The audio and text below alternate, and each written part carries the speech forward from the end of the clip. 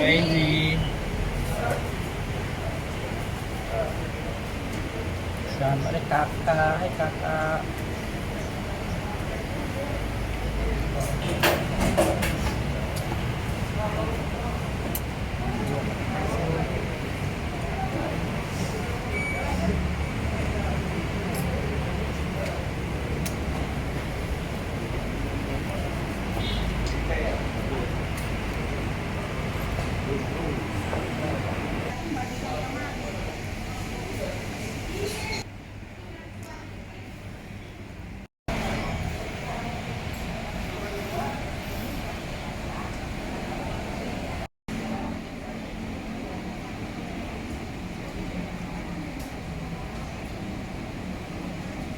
Jadi hari ini ada kebaktian karena memang saya kurang paham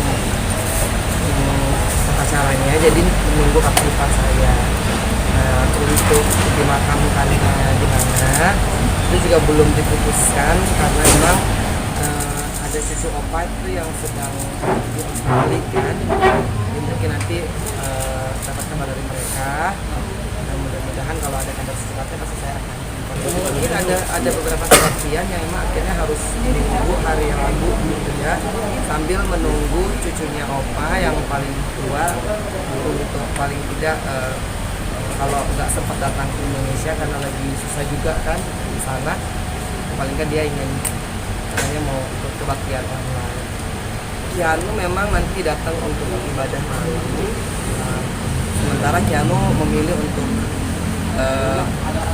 yasinan gitu buat opa gitu. Karena memang mungkin kan di sini kan lebih opa kan Nasrani, jadi kita melakukan kebaktian untuk agama Kristen. Ayah saya meninggal jam 17.34 di usia ke-78 tahun.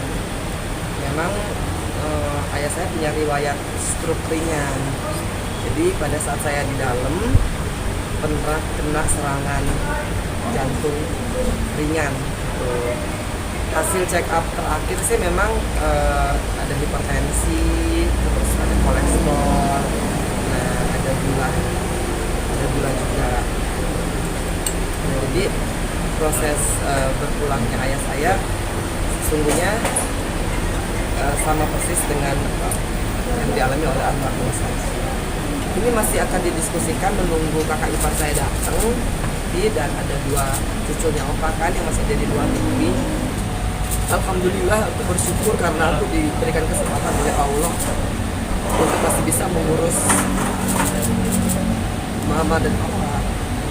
Jadi kan memang doanya saya di dalam, ya Allah, saya ingin bertemu dengan mami papi dalam keadaan sehat walafiat dan izinkan saya untuk membahagiakan mereka gitu.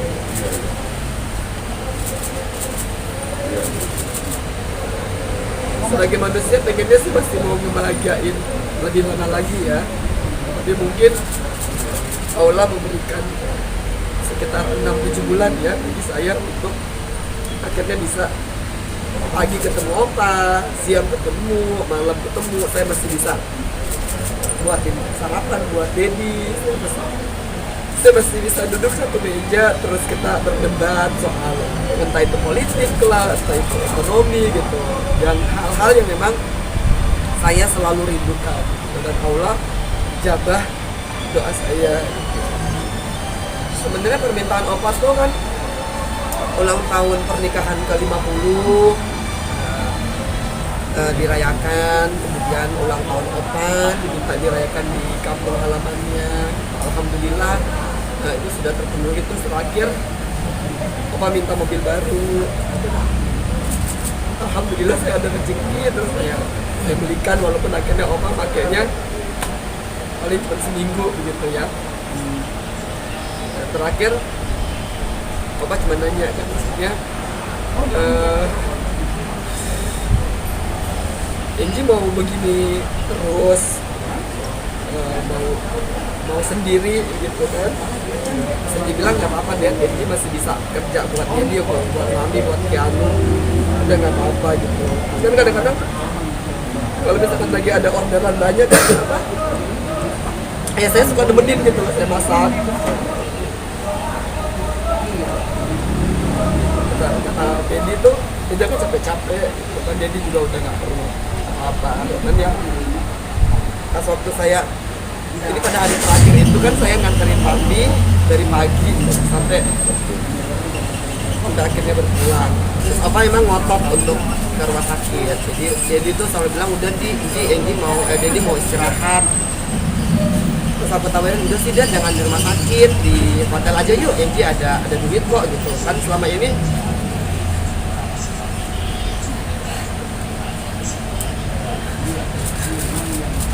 kan ayah saya tuh nggak mau kalau misalkan dia boros gitu, karena dia tahu mungkin aku cari duitnya agak susah kan.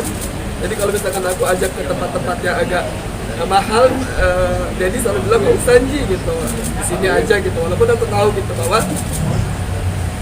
mungkin my dad mau gitu, tapi emang 3 hari terakhir aku ngajakin apa makan malam, gitu, makan siang gitu. Tapi terakhir emang aku tawarin dan udah daripada ke rumah sakit kita belanja aja yuk, gitu kan, beli sepatu gitu kan, atau beli stick golf gitu.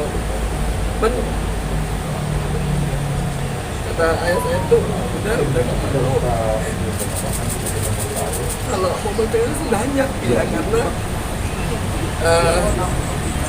ketika ibu saya kena demensia level sedang kan saya nggak punya teman ngobrol ya. Jadi kalau misalkan pulang kerja gitu pasti ada ayah saya nungguin. Jadi selalu bilang janji jangan capek-capek kerja gitu kan. Terus paling kalau misalkan kayak kemarin pas waktu IG aku kehack, dia tuh masih bilang apa, udah nggak usah khawatir, Dedi kan masih dapat gaji gitu. Jadi aku tuh kayak kehilangan banget. Kalau sampai saat ini sih mudah-mudahan ya, saya yakin juga Dedi pasti mudah-mudahan bahagia gitu ya. Memang kalau Dedi kan selalu hanya ingin udah ya pokoknya kalau masih di rumah Dedi tuh ada ibadah seminggu sekali gitu. Itu pun saya selalu berusaha untuk ngikut gitu ya, kan tiap hari Minggu ada ibadah kecil, terus itu nggak undang saudara-saudara kesaktian gitu ya. Saya bilang iya dia. Saya kan melihat ayah saya yang dari masih kuat besuk aku di lapas sampai udah langkahnya patah gitu. Ayah saya tuh setia sekali gitu. Gak ada satu minggu pun yang ayah saya absen. Jadi selama 10 tahun itu setiap minggu, seminggu 3 kali itu Dedi selalu besok aku antar piano kan. Dan aku tahu itu adalah hal yang sangat melelahkan gitu. Tapi ayah saya tuh tetap menjalani itu. Jadi saya tuh seneng banget gitu, karena punya ayah yang walaupun saya mungkin mengecewakan my dad gitu kan, dia bisa terus mendampingi. Kalau misalkan menyesal, saya yakin ini lebih bukan kepada penyesalan ya, karena saya mencoba dengan keyakinan saya yang sekarang ini untuk toleransi dengan sebenarnya bukan saya yang bertoleransi, ayah saya pasti yang banyak bertoleransi dengan saya. Tapi saya tahu ayah saya tuh bahagia karena saya selalu bilang ke Dedi, yang penting sekarang kan Enji udah bebas gitu. Masalah keyakinan pasti Dedi bisa mengerti gitu. Dan ayah saya tunjukkan itu terus. Dia berusaha walaupun aku tahu itu berat ya. Tapi apa? Dia berusaha menampakkan di depan aku bahwa aku baik-baik saja gitu. Cuman kadang-kadang suka nunjukin WA kan, Ji ini nih kata orang begini gitu kan.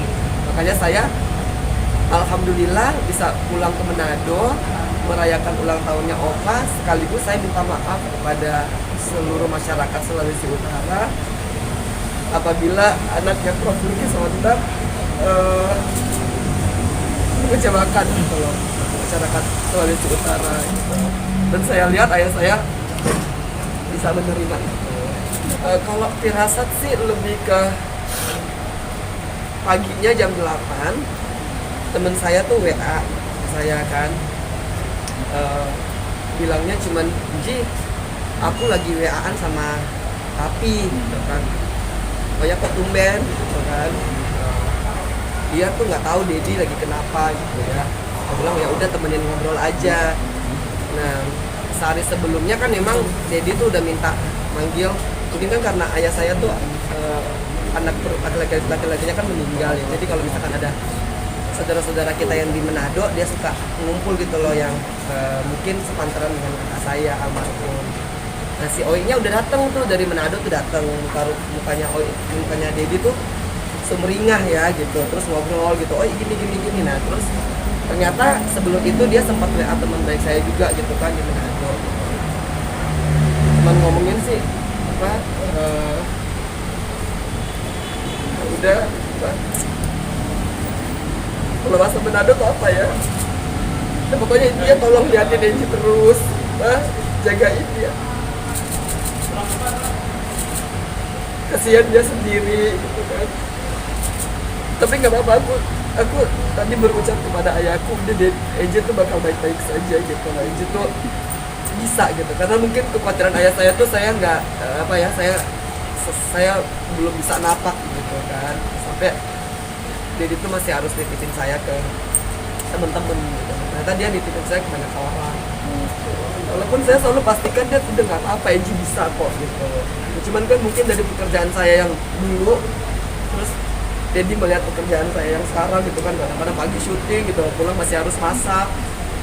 Terus kan selalu kalau aku masak pasti my dad gitu yang ngetes gitu kan, oh ini udah enak nih gitu kan, atau enggak dia ngelihat ada ikan gitu kan, ini kok kurang segar sih ikannya gitu kan. Itu selalu my dad gitu ya berdampingi gitu. Dan mungkin dia kasihan kali sama pekerjaan aku yang mungkin menurut jadi tuh udah kamu istirahat jangan capek-capek gitu. Soalnya kadang-kadang dia tuh bisa nungguin aku masak sampai jam 2 pagi gitu kan. Nah, kalau orderan lagi banyak tuh dia tuh selalu ada. Jadi